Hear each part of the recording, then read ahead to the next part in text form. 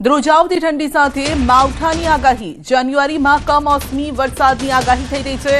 હવામાન નિષ્ણાત અંબાલાલ પટેલની આગાહી છે જાન્યુઆરીમાં 1 થી 2 મજબૂત પશ્ચિમી વિક્ષેપ આવશે। ગુજરાતના હવામાનમાં પલટો આવવાની શક્યતા છે। ફેબ્રુઆરીમાં પણ પશ્ચિમી વિક્ષેપની શક્યતા છે। માર્ચ એપ્રિલમાં પણ પશ્ચિમી વિક્ષેપની શક્યતા છે। તો રાજ્યના વિવિધ ભાગમાં માવઠાની શક્યતા છે। 22 ફેબ્રુઆરી બાદ ઠંડી ઓછી થશે।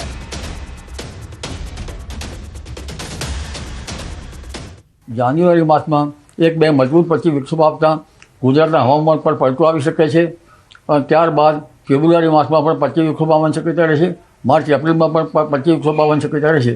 એટલે જાન્યુઆરી માસથી લઈને એપ્રિલ માસ સુધીમાં ગુજરાતના હવામાનમાં પલટો આવી શકે છે અને ભિન્ન ભિન્ન ભાગોમાં માવઠા થઈ શકવાની શક્યતા રહેશે। રાજકોટના પાડ ગામમાં ભૂમાફિયાઓનો આતંક જોવા મળ્યો છે। કિંમતી જમીનમાં ભૂમાફિયાઓના કબજાનો પ્રયાસ। જમીન પર ગેરકાયદેસર કબજાનો પ્રયાસ કરવામાં આવ્યો છે। ગેરકાયદેસર પ્રવેશ કરીને એક વ્યક્તિને માર માર્યો છે। હુમલાખોરો સીસીટીવીમાં કેદ થયા છે। હુમલાખોરોએ સીસીટીવી પણ તોડી નાખવાનો પ્રયાસ કર્યો। તો અમીશ રામાણી નામના વ્યક્તિએ ખરીદેલી જમીન પર ગેરકાયદેસર કબજાનો પ્રયાસ કરાયો છે। 9 અને 10 ડિસેમ્બરે મેહુલ ડાયા માટિયા અને મેહુલ અર્જણ માટિયા દ્વારા ગેરકાયદેસર પ્રવેશ કરીને એક વ્યક્તિને માર મરાયો છે। તો સમગ્ર મામલે લોધિકા પોલીસ સ્ટેશનમાં ફરિયાદ પણ નોંધાઈ છે। વધુ અપડેટ મેળવીશું સંવાદદાતા અંકિત પાસેથી। જી અંકિત, ભૂમાફિયાઓનો આતંક।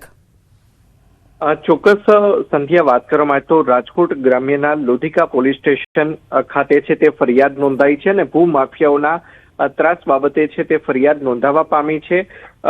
28 વર્ષીય નિલેશ ચાંડપા નામનો વ્યક્તિ છે કે જેમના દ્વારા મેહુલ માટિયા અને મેહુલ ડાયાભાઈ માટિયા અને મેહુલ અર્જણ માટિયા નામના વ્યક્તિઓ વિરુદ્ધ છે તે બીએનએસની કલમ 115/2, 352, 54 તેમજ 324, 4 અને 126/2 અંતર્ગત છે તે ફરિયાદ નોંધાવવામાં આવી છે। નિલેશ ચાંડપા નામના વ્યક્તિ દ્વારા છે તે ફરિયાદમાં જણાવવામાં આવ્યું છે કે અમીશ રામાણી નામના વ્યક્તિએ જે જમીન ખરીદી કરવામાં આવી છે તેના પર જે ભૂમાફિયાઓ છે તેમના દ્વારા ગેરકાયદેસર કબજો જમાવવાનો પ્રયાસ છે તે કરવામાં આવ્યો હતો અને ગત 9 ડિસેમ્બર અને 10 ડિસેમ્બરના રોજ મેહુલ ડાયા માટિયા અને મેહુલ અર્જણ માટિયા દ્વારા ગેરકાયદેસર છે તે પ્રવેશ કરવામાં આવ્યો હતો તેમજ મારામારીની ઘટના પણ ઘટી હોવાનું છે તે સામે આવ્યું છે। ત્યારે કિંમતી જમીન ઉપર ગેરકાયદેસર કબજો કરવાનો છે તે પ્રયાસ કરવામાં આવ્યો છે। સાથોસાથ હુમલાખોરો દ્વારા જે સીસીટીવી ફૂટેજ જે લગાવવામાં આવ્યા છે માલિક દ્વારા તે પણ તોડી પાડવાનો પ્રયાસ છે તે કરવામાં આવ્યો છે। ત્યારે સમગ્ર મામલાની ફરિયાદ છે તે લોધિકા પોલીસ સ્ટેશન ખાતે નોંધાતા પોલીસ દ્વારા હાલ અત્યારે વધુ તપાસ છે તે હાથ ધરવામાં આવી છે। હ્યુમન ઇન્ટેલિજન્સ તેમજ ટેકનિકલ સર્વેલન્સના માધ્યમથી આ બંને મેહુલ ડાયા માટિયા અને મેહુલ અર્જણ માટિયાની શોધખોળ છે તે હાથ ધરવામાં આવી છે। સંધ્યા જી, આપનો આભાર। તો હુમલાખોરો સીસીટીવીમાં કેદ થયા છે, જે દ્રશ્યો પણ સામે આવ્યા છે। પાડ ગામમાં ભૂમાફિયાઓનો આતંક અને જે હુમલો કરવામાં આવ્યો હતો, હુમલાખોરો સીસીટીવીમાં દેખાઈ રહ્યા છે। આ બંને દ્રશ્યો સામે આવ્યા છે। જમીન પર ગેરકાયદેસર કબજાનો પ્રયાસ કરવામાં આવ્યો હતો। હુમલાખોરોના નામ સામે આવી ચૂક્યા છે, ચહેરા પણ હવે સામે આવી ચૂક્યા છે। વડોદરા શહેરમાં તસ્કરોનો તરખાટ। એક્ટિવાની ચોરીની ઘટના સીસીટીવીમાં કેદ થઈ છે। પાર્કિંગમાંથી એક્ટિવા ઉઠાવતો ચોર દેખાઈ રહ્યો છે। સીસીટીવીમાં કેદ થયો છે। આજવા ચોકડી પાસેની કાન્હા હાઇટ્સમાંથી એક્ટિવાની ચોરી કરવામાં આવી। ડિલિવરી બોય તરીકે કામ કરતા યુવકની પાર્કિંગમાંથી એક્ટિવા ઉઠાવતો ચોર દેખાઈ રહ્યો છે। વાહન ચોરીની સતત વધતી ઘટનાને લઈને પોલીસના પેટ્રોલિંગ પર સવાલ ઉભા થઈ રહ્યા છે। તો ચોર પણ અત્યારે આપ જોઈ શકો છો કે આરામથી તે 2 વ્હીલર લઈને રફુ ચક્કર થતો દેખાઈ રહ્યો છે। અપડેટ મેળવીશું સંવાદદાતા હાર્દિક પાસેથી। જી હાર્દિક, આ સંસ્કાર નગરીને થઈ શું ગયું છે? બિલકુલ, જો વડોદરા અને શહેર અને જિલ્લાની વાત કરવામાં આવે તો વડોદરા શહેર અને જિલ્લા બંને જગ્યા પર જે તસ્કરો છે તેઓ પોતાનો તરખાટ મચાવી રહ્યા છે। શહેરમાં રોજે રોજ ચોરીની ઘટના જે છે તે સામે આવી રહી છે। ત્યારે ગઈકાલે વધુ એક ચોરીની ઘટના જે છે તે સામે આવી છે અને સીસીટીવી ફૂટેજમાં પણ જોઈ શકાય છે તસ્કરની આખી કરતૂત। આ ઘટના જે છે તે આજવા ચોકડી પાસે જે કાન્હા હાઇટ્સ આવેલું છે ત્યાંની ઘટના છે। આ ફૂડ ડિલિવરી બોય છે તે ને પોતાનું વાહન જે છે તે પાર્કિંગમાં મૂક્યું હતું। ત્યારે એક અજાણ્યો ગઠિયો આવે છે અને ત્યારબાદ આ જે ફૂડ ડિલિવરી બોય છે તેનું વાહન ઉઠાવીને ત્યાંથી ફરાર થઈ જાય છે અને મેં કીધું પ્રમાણે કે આખી ઘટના સીસીટીવી કેમેરામાં કેદ થઈ છે. ત્યારે હાર્દિક, બાજુમાં એક વ્યક્તિ પણ બેઠો છે, છતાં પણ એને એનો ડર નથી કે એ વ્યક્તિ કદાચ તેને ઓળખી જાય અથવા તો પૂછશે કે ભાઈ આ વ્હીકલ તારું નથી એમ? બિલકુલ એ જોઈ શકાય છે કે પોલીસ કઈ હદે નિષ્ક્રિય થઈ છે કે જેના કારણે આ તસ્કરો આટલા હદે સક્રિય થઈ ગયા છે. આ તસ્કરોને કોઈ પણ જાતનો કાયદો વ્યવસ્થાનો ડર રહ્યો નથી. એના કારણે જ આ તસ્કરોની હિંમત જે છે તે દિવસે ને દિવસે ખુલી રહી છે. ઘણી વખત એવા કિસ્સા પણ વડોદરા શહેરમાંથી સામે આવતા હોય છે કે દોરે દાડે જ્યાં લોકોની અવર જવર હોય છે એવી જગ્યા પરથી પણ ચોરીની ઘટનાઓને અંજામ જે છે તે તસ્કરો આપતા હોય છે. ત્યારે આ પણ એ પ્રકારની જે ઘટના કહી શકાય, કારણ કે બાજુમાં એક વ્યક્તિ છે તેમ છતાં આ ગઠિયો જે છે ત્યાંથી વાહન લઈને ફરાર થઈ જાય છે. બિલકુલ, તો વાહન ચોરીના સીસીટીવી સામે આવ્યા છે. હાર્દિક, આપનો આભાર. સુરતમાં ચોંકાવનારી ઘટના બની છે. કાપડના વેપારીને જીવતો સળગાવવાનો આરોપ છે. એસટીએમ માર્કેટના સંચાલકો પર આક્ષેપ છે. મેન્ટેનન્સના પૈસા માટે એસટીએમના સંચાલક સાથે થઈ હતી માથાકૂટ. 10 જેટલા વેપારી પર આરોપ લગાવવામાં આવ્યો અને સમગ્ર ઘટનાને લઈને પોલીસે તપાસ શરૂ કરી છે કે ખરેખર ઘટના શું છે. સલાબતપુરા પોલીસે આ બાબતે ગુનો નોંધીને તપાસ હાથ ધરી છે. સુરતમાં ચોંકાવનારી ઘટના બની છે. એસટીએમ માર્કેટની આ ઘટના છે, જ્યાં એક વેપારીને જીવતો સળગાવવાનો પ્રયત્ન થયો છે અને જે ઈજાના નિશાન છે તે પણ આપ જોઈ શકો છો કે તે દાઝી ગયો છે. માથા અને હાથના ભાગે દાઝેલો જોવા મળી રહ્યો છે. તેને સારવાર અપાઈ છે. સુરતમાં ચોંકાવનારી આ ઘટના બની છે. કાપડના વેપારીને જીવતો સળગાવવાનો આરોપ લાગ્યો છે. અપડેટ મેળવીશું સંવાદદાતા કીર્તેશ પાસેથી. જી કીર્તેશ, વેપારીને જીવતો સળગાવવાનો પ્રયાસ, આખી ઘટના શું છે? સુરત શહેરમાં એક હચમચાવી નાખનારી ઘટના છે. એસટીએમ માર્કેટના સંચાલકો દ્વારા કાપડ વેપારીને જીવતો સળગાવી નાખવાનો પ્રયાસ કરવામાં આવ્યો છે. મેન્ટેનન્સના પૈસા માટે એસટીએમના સંચાલકો સાથે થઈ હતી માથાકૂટ. 10 જેટલા વેપારીઓ પર આરોપ લાગ્યો છે. હાલ વેપારી હાલત ગંભીર અવસ્થામાં પોલીસ કમિશનર ઓફિસ પહોંચ્યો હતો રજૂઆત કરવા માટે. સમગ્ર ઘટનાના વિડીયો સામે આવ્યા છે, પણ કહી શકાય કે જે માર્કેટ છે, માર્કેટના સંચાલકો છે કે જ્યાં વેપારીઓ સાથે દાદાગીરી કરતા હોય છે અને આ દાદાગીરીના ભાગરૂપે આ ઘટના બની છે. જો કે પોલીસે આ મામલે ગુનો દાખલ કરી તપાસ શરૂ કરી છે. બુધવારની આ ઘટના હતી. 4 કમિટી મેમ્બરો દ્વારા કેમિકલ રેડીના વેપારીને સળગાવી નાખવાનો પ્રયાસ થયો હતો. જી, આપનો આભાર. રાજુલા જાફરાબાદ પંથકમાં સાવજોના આંટાફેરા. મોટા આગરિયા ગામની ગલીઓમાં સિંહ, શેરીઓમાં સિંહ અને પશુઓ વચ્ચે ફિલ્મી દ્રશ્યો સર્જાયા. સાવજો શિકારની શોધમાં મોટા આગરિયા ગામની શેરીમાં પ્રવેશ્યા હતા. અફરાતફરી મચી ગઈ. પશુઓ જીવ બચાવવા દોડધામ કરતા જોવા મળ્યા અને જેના લાઈવ દ્રશ્યો પણ જોવા મળ્યા છે. તો સિંહ શિકાર કરવા આવ્યા હતા. દોડતા પશુઓ છેલ્લે શેરીમાંથી રાજુલા સાવરકુંડલા હાઈવે ઉપર ભાગ્યા હતા. રાજુલા પંથકમાં સિંહોના અલગ અલગ વિડીયો સામે આવી રહ્યા છે અને પશુઓ જીવ બચાવવા માટે તેઓ ભાગી રહ્યા છે. જે આપ જોઈ શકો છો, સીસીટીવીમાં કેદ થયા છે આ દ્રશ્યો.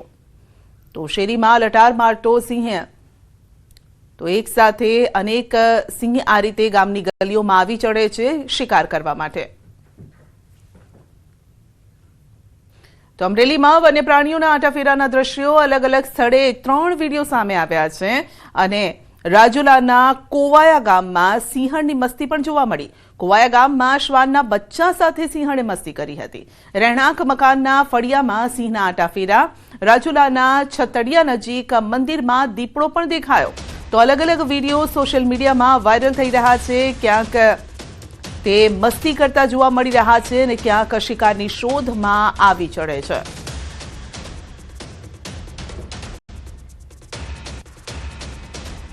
તો અમરેલી જિલ્લાના વડિયા પંથકમાં સિંહ અને દીપડાના આંટાફેરાથી ગામ લોકોમાં ભયનો માહોલ વધ્યો છે.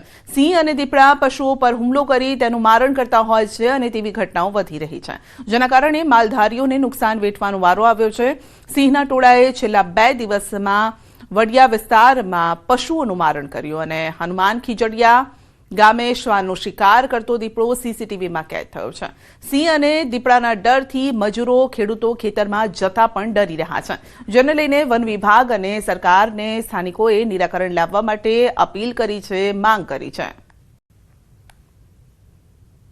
ગાયનું મારણ થયેલું છે એટલે જેથી અમારે ખેતમજૂરોને ખેડૂતોને બહુ અમારે તકલીફ રહી છે, બીક રહી છે અમને આવવા જવાની. વાડી આવવું, અમારે પાણી ભરવું હોય દિવસનું કે રાત્રે આવું, બહુ ડરનો માહોલ છે અત્યારે. ગામની અંદર આવાજ ને દીપડાનો થોડોક સીમસેટે થોડોક અવર જવર થઈ રહી છે. જેથી કરીને અમે સરકારશ્રીને એવી રજૂઆત કરી છે કે ગ્રામ પંચાયત કે આનો થોડોક બંદોબસ્ત કરે ને તો કોઈ ખેડૂત ભાઈઓને ભયજનક ન થાય અને આદિવાસીને કોઈ ભયજનક ન થાય. પેલાની કહેવત હતી કે ભાઈ સિંહના ટોળા ન હોય, આ વિસ્તારમાં એવા અમુક એવા વિડીયો અમે જોયેલા છે કે સિંહના પણ ટોળા આવે છે. જેવું કે આપણે હનુમાન ખીજડીયા ગામમાં બે દિવસ પહેલા દીપડાનું જે સીસીટીવીમાં કેદ થઈ ગયો હતો, તો એવી રીતે અહીંયા અમારા વિસ્તારમાં બધી આપણે આદિવાસી લોકો રહેતા હોય અને એને માટે ભયનો થોડોક માહોલ પણ સર્જાયો છે. તો દ્રશ્યોમાં સિંહના આટાફેરા કેદ થયા છે, દીપડો શિકાર કરતો પણ કેદ થયો છે, જેના કારણે લોકોની ચિંતા વધી છે. ખાસ કરીને પશુપાલકો, ખેડૂતોની ચિંતા વધી છે. આવા સમયે જ્યારે રાત્રે પણ ખેતરે જવું હોય અથવા તો દિવસે વહેલી સવારે જો બહાર નીકળવું હોય તો લોકો ડરમાં છે. પશુઓ પણ ડરમાં ભાગી રહ્યા છે. પશુઓ આગળ, સિંહ પાછળ. શિકારની શોધમાં ગામની સીમમાં આવ્યા હતા આ સિંહ. વધુ અપડેટ મેળવીશું સંવાદદાતા રાજન પાસેથી. જી રાજન, આમ તો અમરેલીમાં છાશવારે આ રીતે સિંહ અને દીપડા પણ હવે તો જોવા મળી રહ્યા છે. સવાલ એ છે કે લોકો ડરેલા છે અને તંત્ર પાસે માંગ કરી રહ્યા છે કે આ રંજાડથી બચાવો. બિલકુલ સંધ્યા, અને એમાં ખાસ કરીને શિયાળાની ઋતુમાં સિંહ, દીપડા ગ્રામ્ય વિસ્તાર તરફ સૌથી વધુ આવે છે. જાણકાર લોકો એવું કહી રહ્યા છે કે શિયાળાની ઋતુમાં આ જે પ્રાણીઓ છે તેમનો ખોરાક પણ વધી જતો હોય છે. અને બીજી તરફ શિયાળાની ઋતુમાં સાંજના સમયે સુમસામ રસ્તાઓ હોય છે, ગ્રામ્ય વિસ્તારમાં પણ કોઈ બહાર હોતું નથી, એટલે તેઓ સરળતાથી શિકાર કરવા માટે ગ્રામ્ય વિસ્તારમાં પહોંચે છે. પરંતુ સાથે સાથે ખેત મજૂરો, ખેડૂતોને ખેતરે અને વાડીએ જવું પણ હવે મુશ્કેલ બન્યું છે, કારણ કે દીપડા અને સિંહના સતત અવર જવરથી માનવ પરના હુમલાના કિસ્સાઓમાં પણ સતત વધારો થઈ રહ્યો છે. એટલે લોકોમાં ડરનો માહોલ છે. પરંતુ ગીર વિસ્તારને, જંગલને અડીને આવેલો અમરેલી જિલ્લો છે, એટલે સાવજોની અને દીપડાઓની અવર જવરને રોકવા માટે વનતંત્ર પાસે હાલ કોઈ ચોક્કસ પ્લાન નથી. સંધ્યા જી, આપનો આભાર. તો મજૂર અને ખેડૂતોમાં પણ ભયનો માહોલ છે, કારણ કે વાડીએ જતા ડરી રહ્યા છે. આપ જોઈ શકો છો કે પશુઓ કઈ રીતે ડરના માર્યા ભાગી રહ્યા છે, જીવ બચાવવા માટે ભાગી રહ્યા છે. તો સિંહ આવી રહ્યા છે. એક તરફ સિંહણની મસ્તી પણ જોવા મળી છે, બીજી તરફ દીપડાના આટાફેરા અને દીપડો શિકાર કરતો જોવા મળ્યો છે. સુરતના ભીમરાડ શિવ રેસિડેન્સીમાં નિરીક્ષણની પ્રક્રિયા હાથ ધરાઈ છે. SVNITના આર્કિટેક્ચર સુરેશ મોડિયા સહિત SVNITના એક્સપર્ટ અને અન્ય ટીમો નિરીક્ષણમાં જોડાઈ. ચકાસણી બાદ સંપૂર્ણ રિપોર્ટ સોંપવામાં આવશે. બીજી તરફ દિવાલની બોર્ડર પડી હતી ત્યાં યુદ્ધના ધોરણે કામગીરી કરવામાં આવી છે. મહત્વનું છે કે શિવ રેસિડેન્સીની બાજુમાં ખોદકામના કારણે પાર્કિંગની દિવાલ ધસી પડી હતી. સુરક્ષાના કારણોસર ઇમારત ખાલી કરાવવામાં આવી હતી.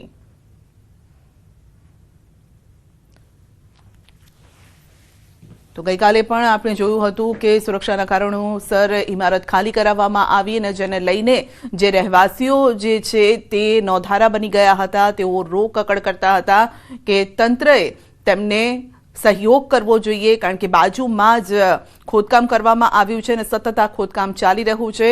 ત્યાંથી સતત પાણી પણ નીકળતું હતું, જેના કારણે જમીનની નીચે પોલાણ થવાની, જ્યાં આ ફ્લેટ્સ આવેલા છે ત્યાં નીચે પણ પોલાણ થવાની ભીતિ લોકોને સતાવતી હતી, જેને લઈને તંત્રએ તાબડતોબ, જો કે બિલ્ડિંગ તો જે રહેવાસીઓ છે તેમને ત્યાંથી દૂર કરી દીધા છે, બિલ્ડિંગ ખાલી કરાવાઈ દીધું છે, ફ્લેટ્સ ખાલી કરાવાઈ દીધા છે. પરંતુ સવાલ એ છે કે બિલ્ડર સામે જે બાજુમાં જે બાંધકામ ચાલી રહ્યું છે તેની સામે કયા પ્રકારની કાર્યવાહી કરવામાં આવશે, કારણ કે જે વોલ હતી, પાર્કિંગ વોલ હતી, જે બાઉન્ડ્રી વોલ કહી શકાય, એ વોલ બાજુમાં જે કામ ચાલી રહ્યું છે, જે આપ દ્રશ્ય પણ જોઈ રહ્યા છો, તો તે ધસી પડી હતી, તે તૂટી ગઈ હતી અને જેના કારણે રહેવાસીઓને કોઈ પ્રકારની અડચણ ન આવે. ફ્લેટ્સ જો કદાચ ઓચિંતા તૂટી જાય તો પછી મુસીબત આવે તેવું હતું અને માટે જ આ તમામ ફ્લેટ્સ ધારકો હતા તેમને ત્યાંથી દૂર કરવામાં આવ્યા, ફ્લેટ્સ ખાલી કરાવવામાં આવ્યા અને જેને લઈને હવે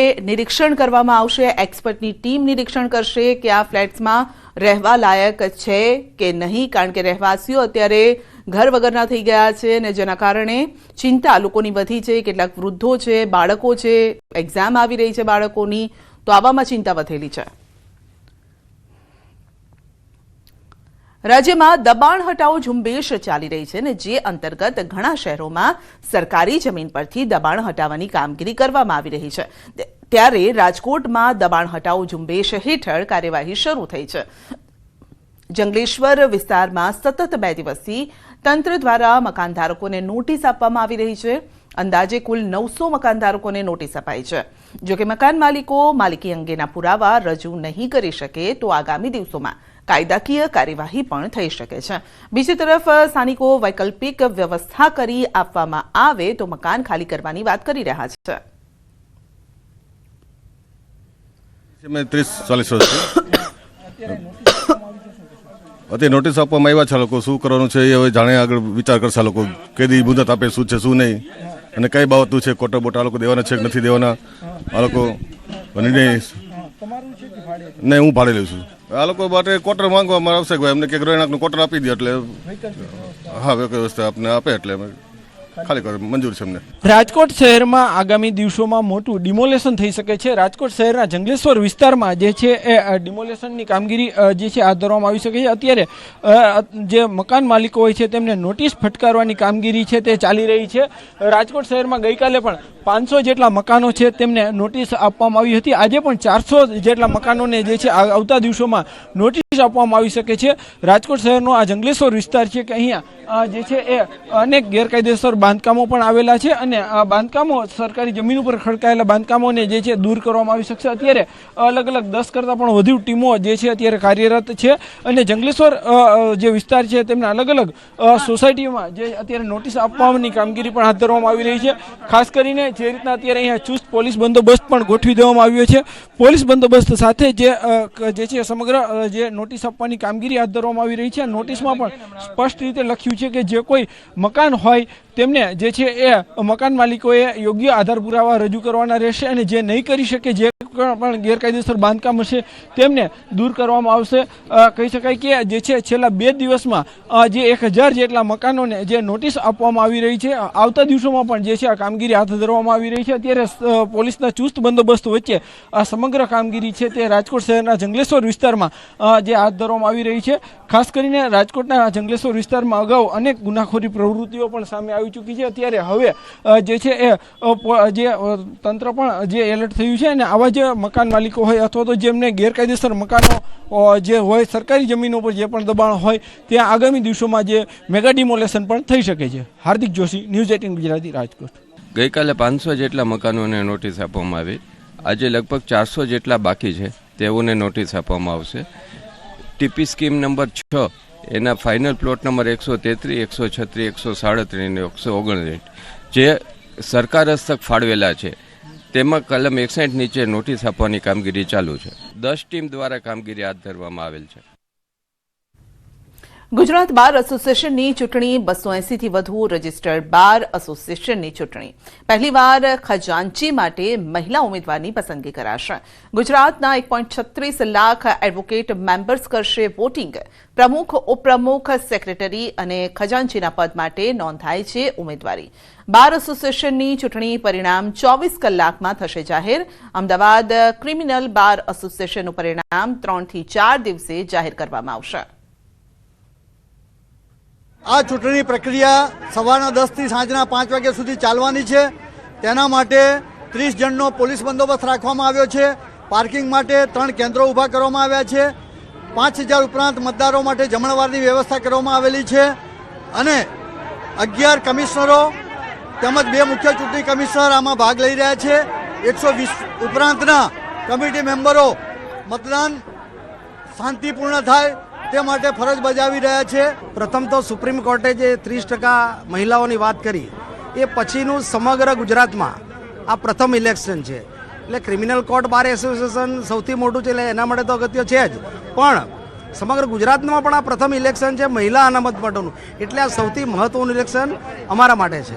આ સુપ્રીમ કોર્ટનો નિર્ણય ખરેખર આવકારદાયક છે. અમે મહિલાઓ ધારાશાસ્ત્રીઓને એક કહેવાય ને કે એક સુપ્રીમ કોર્ટે ચાન્સ આપ્યો છે અમારી જાતને પોતાને એ કરવાનો, સાબિત કરવાનો, અને ટોટલ 30% એટલે કે અમે અત્યારે જેટલી બી ચૂંટણી થઈ રહી છે એમાં 7 કમ્પલસરી મહિલાઓ આવશે. એટલે સિનિયરમાં 4, ટ્રેઝરર કમ્પલસરી, એલઆર અને મેઇન એલઆરમાં પુરુષો પણ અમને વોટ આપી શકશે. પહેલાં એવું હતું કે ફક્ત સ્ત્રીઓ જ સ્ત્રીને વોટ આપતી હતી, એટલે અમને પુરુષોનો પક્ષ પણ મળશે. એટલે આ ખૂબ જ આવકારદાયક પગલું છે. પોતાના પ્રતિનિધિઓને ચૂંટવા માટે મતદાન કરી રહ્યા છે. સમગ્ર ગુજરાતની અંદર વકીલ પોતાની ફરજ સમજી શાંતિથી અને તાકાતથી પોતાના મતાધિકારનો ઉપયોગ કરી રહ્યા છે. 278 બાર એસોસિએશનની પરિણામ પણ આજ રાતે જ ઘોષણા થઈ જશે. જેમાં ડિસ્પ્યુટ હશે એ કદાચ કોઈ પ્રોબ્લેમ ઊભો થયો તો બાર કાઉન્સિલ ઓફ ગુજરાતમાં રિવિઝનની સિસ્ટમ છે ત્યાં આવશે. મહીસાગર જિલ્લામાં ગોગો, સ્મોકિંગ કોન અને રોલિંગ પેપરના વેચાણને લઈને એલસીબીનો સપાટો. લુણાવાડામાં આંબેડકર ચોક નજીક પાનના ગલ્લા પર હાથ ધરાયું હતું ચેકિંગ. ગોગો પેપર, રોલિંગ પેપર સહિતનો 1200 રૂપિયાનો મુદ્દામાલ જપ્ત કરાયો છે.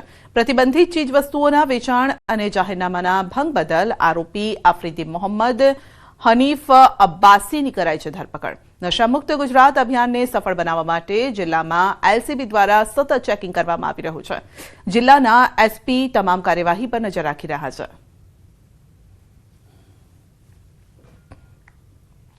બનાસકાંઠામાં પણ ગોગો, સ્મોકિંગ કોન અને રોલિંગ પેપરનું વેચાણ ઝડપાયું છે. પાલનપુરમાં જય ગોગા પાર્લરમાં ગોગો, સ્મોકિંગ કોન અને રોલિંગ પેપરનું વેચાણ થતું હતું. પાલનપુર એસઓજીએ માનસરોવર ફાટક નજીક પાન પાર્લરમાં દરોડા પાડ્યા. ગોગો, સ્મોકિંગ કોનના 14 બોક્સ, રોલિંગ પેપર સહિતનો મુદ્દામાલ જપ્ત કર્યો. પોલીસે કાર્યવાહી હાથ ધરી છે. પ્રતિબંધિત વસ્તુઓનું વેચાણ કરનાર વેપારી દિનેશ પરમારની ધરપકડ કરી પોલીસે કાર્યવાહી હાથ ધરી.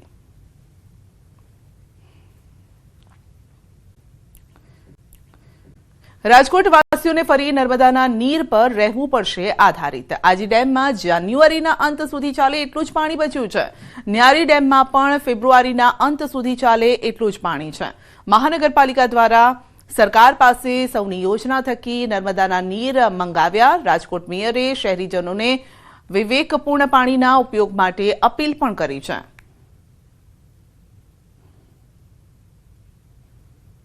આજી અને ન્યારીમાં પાણીનો જથ્થો ફેબ્રુઆરી સુધી ચાલે તેટલું પાણી છે. આજીમાં જાન્યુઆરીના એન્ડ સુધી ચાલશે અને ન્યારીની અંદર ફેબ્રુઆરી સુધીના એન્ડમાં પાણી ચાલશે. રાજકોટને અત્યાર સુધી નર્મદાનું પાણી મળતું રહ્યું છે. સરકાર પણ પાણી આપવાની જ છે. સરકાર પાસે પણ પાણી મંગાવ્યું છે. આ વખતે વરસાદ ઓછો પડવાના લીધે ડેમોની અંદર પણ પાણીનો જથ્થો ઓછો છે. પાણી છે કુદરતી સંપત્તિ છે. એનો આપણે જેટલો વ્યવહારમાં ઉપયોગ થાય એટલું જ પાણીનો આપણે ઉપયોગ કરવો જોઈએ. બચ્યું છે પાણી અને ત્યારબાદ ઉનાળો શરૂ થશે એટલે ઉનાળા પહેલા જ પાણીની કિલ્લત ઊભી થવાની છે. ત્યારે પાણી વધુ આપવામાં આવે તેવી માંગ કરવામાં આવી છે સરકાર પાસે. સાબરમતી નદીમાંથી ખનીજ ચોરી અટકાવવા કામ કરતા સરકારી કર્મચારીઓ પર હુમલો કરનાર નિકુભા ગેંગના 4 લોકો સામે ગુસ્સી ટોક હેઠળ કાર્યવાહી કરાઈ છે. સાબરમતી નદીમાંથી ખનીજ ચોરી કરતા તત્વોને અટકાવવા માટે અવારનવાર ખાણ ખનીજ વિભાગના અધિકારીઓ સ્થળ તપાસ કરીને ખનીજ ચોરોને ઝડપી લેવા માટે કાર્યવાહી કરે છે. અને ત્યારે નિકુભા ગેંગના 4 શખ્સો સરકારી કર્મચારીઓ પર હુમલો કરતા 4 શખ્સ વિરુદ્ધ કડક કાર્યવાહી કરવા માટે ગુસ્સી ટોક વિવિધ કલમો અંતર્ગત કાર્યવાહી કરાઈ છે. જેને લઈ ખનીજ ચોરી કરતા તત્વોમાં ફફડાટ છે. આ પ્રમાણેની ખનીજ ચોરી અને બીજા સંગઠિત ગુના આચરતી ટોળકી જે નિકુભા જેના હેન્ડલર છે તેના વિરુદ્ધ ગુસ્સીટોકની એક ફરિયાદ દાખલ કરવામાં આવેલ છે. આ જીસોટોકની ફરિયાદમાં ટોટલ 4 આરોપીઓ વિરુદ્ધ સંગઠિત ગુનો કરવાની વિવિધ કલમો હેઠળ કાર્યવાહી કરવામાં આવેલ છે. 21 ડિસેમ્બર વર્લ્ડ મેડિટેશન ડે નિમિત્તે સુરતમાં બ્લાઇન્ડ મેડિટેશન યોગાનું વિશેષ આયોજન કરાયું છે. આરોગ્ય અને માનસિક શાંતિનો સંદેશ આપતું અનોખું આયોજન જેમાં મોટી સંખ્યામાં યુવા મહિલાઓએ ઉત્સાહભેર ભાગ લીધો અને આ બ્લાઇન્ડ મેડિટેશન દરમિયાન ભાગ લેનારાઓએ આંખો બંધ રાખીને ધ્યાન સાધના કરી, જેથી બહારના અવરોધોથી દૂર રહી મનને એકાગ્ર કરવામાં આવે. આયોજકોના જણાવ્યા પ્રમાણે બ્લાઇન્ડ મેડિટેશન માનસિક તણાવ ઘટાડવામાં, એકાગ્રતા વધારવામાં અને આંતરિક શાંતિ પ્રાપ્ત કરવામાં અત્યંત લાભદાયી સાબિત થાય છે. આજના ફાસ્ટ જમાનામાં જ્યારે તમે ખૂબ જ માનસિક તણાવમાં, ડિપ્રેશનમાં, બ્લડ પ્રેશર હાઈ રહી છે, જેને બધા જ રોગોમાં ખૂબ ફાયદાકારક છે, જ્યારે તમે આંખ ઉપર પટ્ટી મારીને ધ્યાન કરો છો ત્યારે તમારું શરીર, તમારું ચિત્ત પોતાના શરીરની અંદર લાગે, તમારા શ્વાસ ઉપર ફોકસ થાય અને જેથી તમારું માનસિક તણાવ દૂર થાય. એમનું જે સ્ટ્રેચિંગ છે, મેડિટેશન છે, એનાથી જે આપની બોડીમાં જે રિલેક્સ ફીલ થાય છે તે કંઈક અલગ જ લાગે છે. અને આજે જે એમનું મેડિટેશનનું સેશન હતું તેમાં તો આપણને એનર્જી લેવલ એકદમ હાઈ જ થઈ ગઈ છે. થાઇરોઇડ છે અને એ માટે મેડમે એટલી સારી એક્સરસાઇઝો કરાવી છે કે મને થાઇરોઇડમાં ઘણો ફરક છે અને યોગા કરવાથી બોડી પણ એકદમ ફ્લેક્સિબલ અને મૂવેબલ થઈ ગઈ છે, જે દરેક લેડીઝ માટે બહુ જ જરૂરી છે. બહુ જરૂરી છે કે જે તમે આખા દિવસનો થાક હોય, તમારું જે પોતાના બોડીને ઓળખતા શીખો, તમે પોતાની જાતને કેમ ખુશ રાખવી છે